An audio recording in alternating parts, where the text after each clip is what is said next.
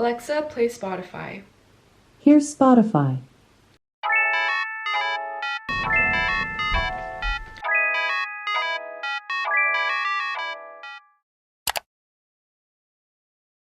Hey guys, it's Elaine. I know it's been a while since the last time I vlogged, but I thought I would make a vlog because I have a few pretty big life updates that I want to share with you all. If you're new to my channel, welcome. I'm Elaine. I just graduated from UCLA like a month ago, so super recent, but yeah, I have some exciting news, especially for those of you who have been following me throughout my college journey. I guess just to go straight into it, first life update is I don't know why I blinked out all of a sudden. But my first life update is that I got a full-time corporate 9-to-5 job. I started actually 2 weeks after I graduated, so it was a pretty fast turnaround. And so far it's been pretty good.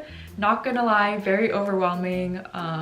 I think always when you're just like new at a job or new to a role, the learning curve is super steep, so there's just a ton of stuff you have to learn from the get-go. But I think right now I'm at a point where I'm starting to have things click for me now, so it's definitely been a huge learning process, and I really like my team so far too. Everyone's been super nice and helpful and just welcoming. But the second life update that I have is that it's kind of tied to the first one, but because I got this job, I'll actually be moving to Seattle.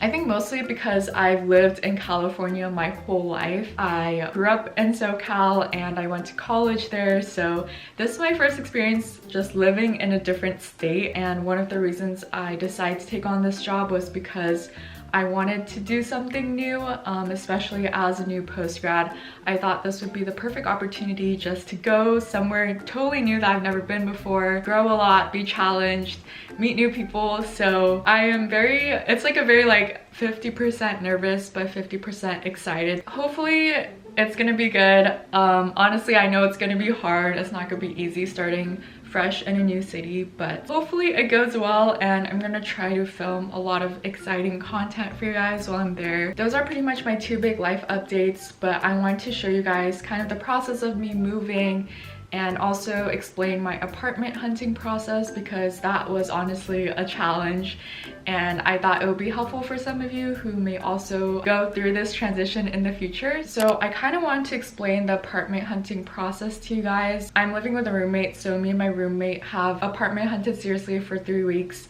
until we found a place that fit our budget and the location we wanted. I would say don't expect to find something right away. If you're lucky, you might, but in my case, I had to apartment hunt for 3 weeks. But I do have some tips to help make it easier. The first is to be organized. I had a spreadsheet that I shared with my roommate. That was just super helpful, just keeping track of all the apartments we liked, and also later when we were narrowing down. It was just really helpful in organizing that process. Another tip I have is to set up email notifications for the apartment sites that you look at. So we looked at 3: Zillow, apartments.com, and the apartmentslist.com. All those sites were honestly really helpful. I would suggest not sticking to one site, but kind of rotate through, because different sites have different properties. But something I would say is set up email notifications for those sites, because every time a new property shows up that is in your budget and the location you want, there's just like different settings that you can toggle specifically for that notification.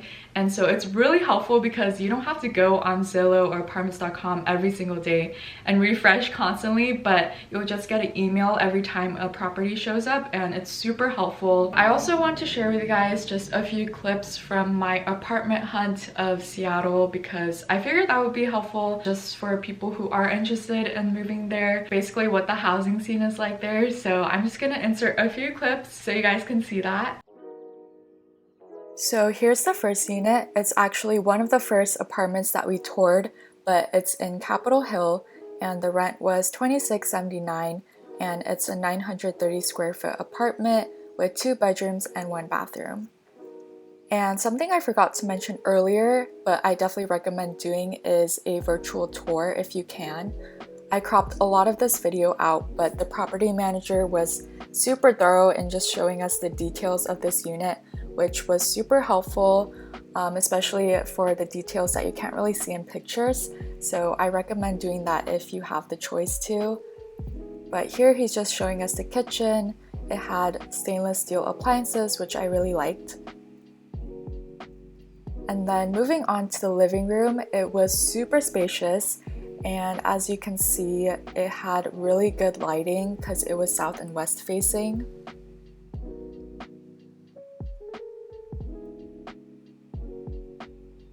And then going into the first bedroom, I honestly think this bedroom is pretty spacious. A lot of 2-unit bedrooms have one big master bedroom and then a secondary smaller bedroom. But this unit, the bedroom sizes were similar, which I liked. And then here you can see the closet. The really cool thing about this closet was it came with a lot of built-in storage units and shelving, which I thought was really cool. Also, sorry for the lagginess of this video. I was screen recording, but I think my Wi-Fi was just kind of trippy, so that's why it's laggy. But here's the second bedroom. The wall colors were actually blue, and then if you can see, there's a water heater in the closet, which I thought was strange because in California we don't have water heaters in living spaces due to hazardous reasons. And then here's the bathroom. I liked that the bathroom had a lot of good storage space and cabinets, but something that I didn't like was the storage unit above the toilet. I thought that was just kind of awkward. And then another thing that I really liked about this unit was that it had in-unit washer and dryer, which was something I was specifically looking for in my apartment, so that was really great. But overall, I think for the location and the size, I think the price was pretty reasonable for this place. So here's another apartment tour that I recorded, and I was really debating if I should include this because the quality is super jank because I screen recorded this on my iPhone during FaceTime. But I figured it would just be helpful to have some comparison. But this unit was also in Capitol Hill. The rent is a lot cheaper. It was $19.95, and this is a 675 square foot unit, and it's 2 bedrooms and 1 bathroom as well. But as you can see, this was the kitchen. The appliances are a little more outdated. And then it also had kind of this bar counter where you could put stools. And then this was the living room. It's a lot smaller than the other unit. But something I liked about this unit was that there was hardwood flooring. And then here's one of the bedrooms.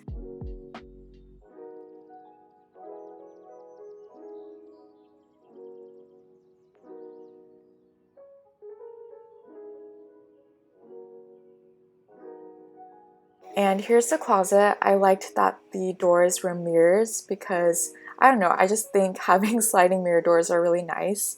And then here's the second bedroom.